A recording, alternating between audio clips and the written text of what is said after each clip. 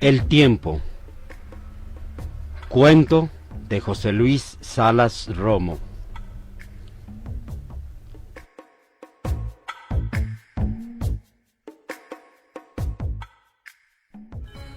Hace muchos años,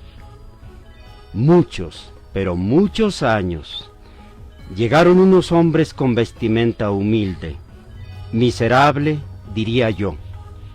Todo esto era un paraíso lleno de vegetación.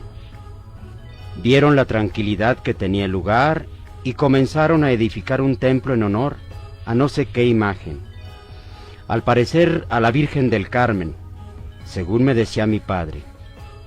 Tal vez aquí encontraron las características adecuadas para hacer oración y rendirle culto a Dios con toda su devoción. Ahora caigo en acuerdo.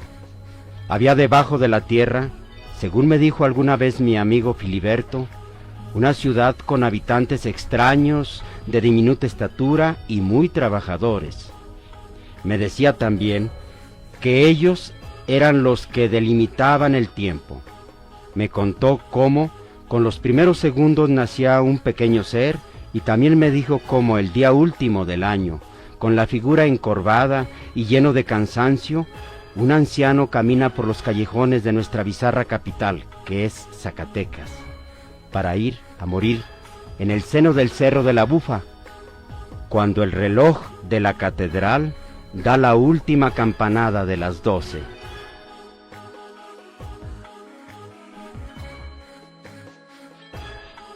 Pues bien, la fe de esos hombres de vestimenta humilde que llegaron hasta esta tierra hace muchos años era tanta que tenían un acercamiento completo con Dios.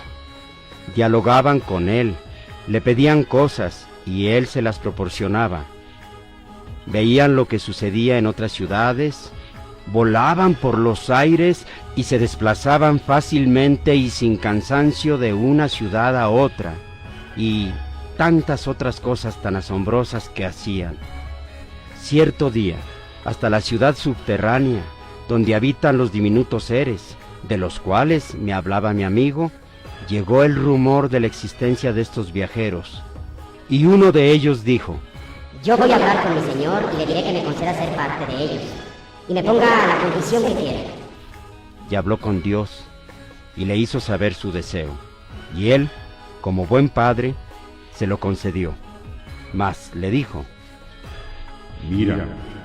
mira que ahí, donde estás, tienes todo el don de la inmortalidad. Si sales a la superficie de la tierra, llegado el momento morirás. Acepto, señor, la condición, contestó el diminuto hombrecillo. No resisto las ganas de ver a esos hombres de cerca y saber por qué tienen esos dones con tan semejante estatura. Pues yo que sé, solo nuestros amigos del aire, los silfos y las sílfides lo hacen, pero su cuerpo es liviano. Es que son hombres justos, le contestó Dios. Las culpas son las que hacen pesados a los hombres y ellos están libres de estas. Salió el pequeño hombrecillo a la superficie y Dios le dijo: no es bueno que estés solo. Te he traído a tu mujer. Sigan las normas que les he impuesto debajo de la tierra y serán felices. Y así lo hicieron. Mas como ahora vivirán en la superficie, agregó Dios, grande debe ser su estatura y grande su habitación para que sean parte de los hombres y convivan con ellos. Y se convirtieron en los primeros habitantes de este pueblo, y tuvieron hijos con la estatura de los hombres, y seguían teniendo contacto con Dios, y seguían hablando con Él, y Él los seguía escuchando.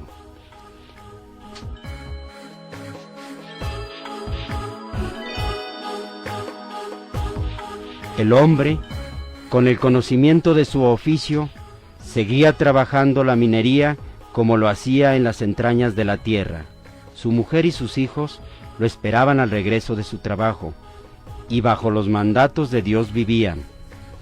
Los diminutos hombrecillos platicaban con él, y él les facilitaba su labor, que ahora era más cansada. Ayudó a los viajeros a construir un templo más grande y cuando les hablaba de Dios los sorprendía. Ellos le preguntaban muchas cosas que ignoraban y él se las describía de tal forma que en ocasiones no lo comprendían. Les decía que venía de un mundo diferente y ellos no le creían. Menos me creerían, Les dijo: si les contara el motivo del por qué estoy con ustedes. y cuando se los dijo, todos, pero todos se echaron a reír. Buena broma nos has hecho, dijo uno de ellos. Que Dios le conceda a un gnomo convertirse en hombre para convivir con los humanos, vaya que eso sí está para reírse.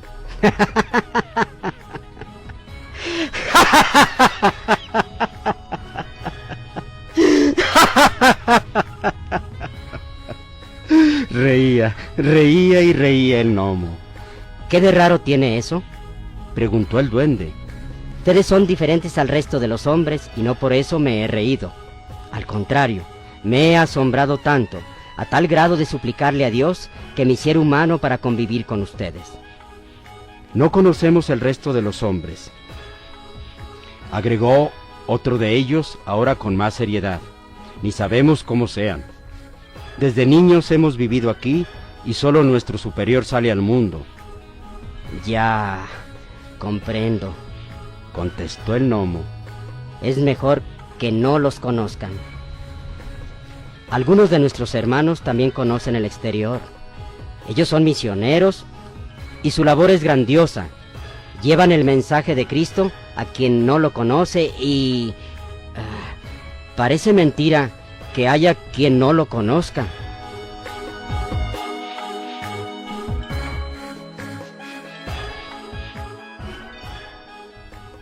Fueron pasando los años y un día Dios le preguntó: ¿qué ves de diferente a tu alrededor y en ti mismo? Muchas cosas, contestó el gnomo. Me he vuelto viejo, mis hijos han crecido y este paraíso ha dejado de ser lo que antes era. Ha llegado gente de otras tierras y lo que antes me hizo pedirte que me cambiaras mi naturaleza también se ha perdido. Hemos venido a quitarle su privacidad. Hemos venido a cambiar el fervor de sus oraciones y la comunicación directa contigo. Todo lo hemos descompuesto. No toda esta gente que ha llegado fue atraída por ellos, como te ha sucedido a ti. Al llevar mi mensaje a los pueblos, ellos han llevado cultura, tecnología, avance, todo esto en las alas del apóstol que les he enviado. Muy cierto. Ese apóstol es el extranjero que más ha colmado de bendiciones esta tierra. Él sí es un digno hijo tuyo. Recuerdo el día que lo vi llegar. Su estampa era alta y debía de serlo para que todos lo escucharan. Su sabiduría era tanta que todos aprendimos de él. Tenía bondad y aplicaba la justicia con misericordia. Era incansable en su andar.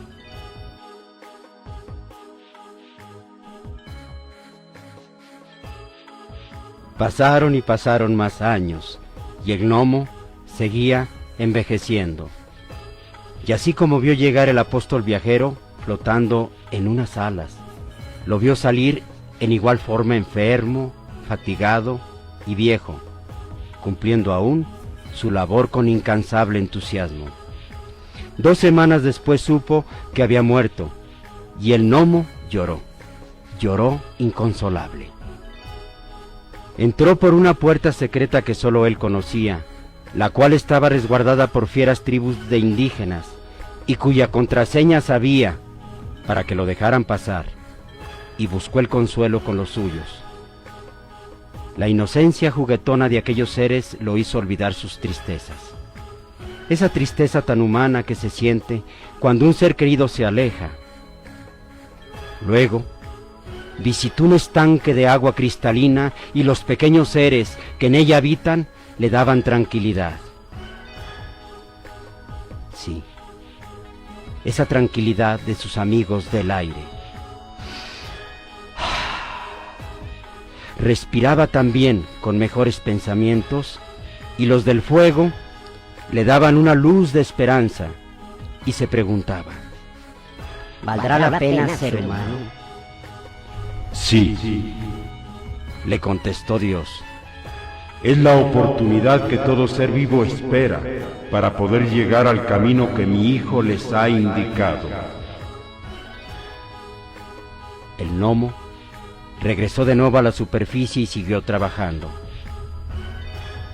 Pasaron más y más y más años, y él seguía envejeciendo.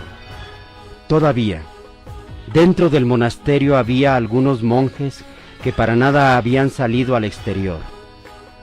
En los alrededores aún habitaban algunas fieras salvajes que no se habían ahuyentado con el crecimiento de la población.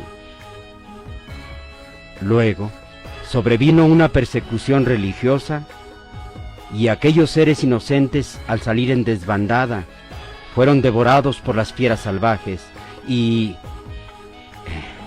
el gnomo volvió a llorar.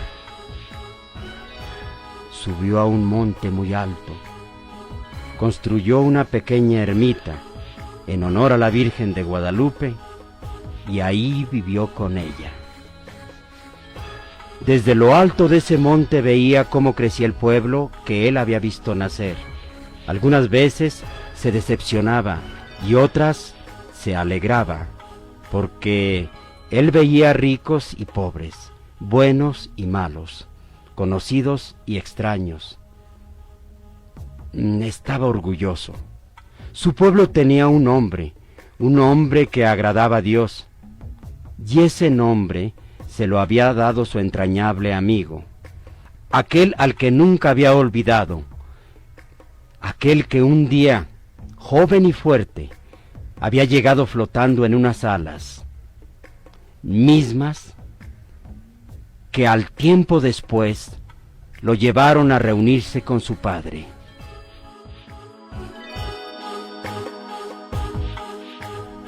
Pasaron y pasaron más años, y el gnomo seguía envejeciendo. Luego sobrevino otra persecución, y hasta la ermita donde habitaba le llegó la noticia de que uno de sus hijos había muerto en el paredón con los brazos en cruz, y el gnomo volvió a llorar.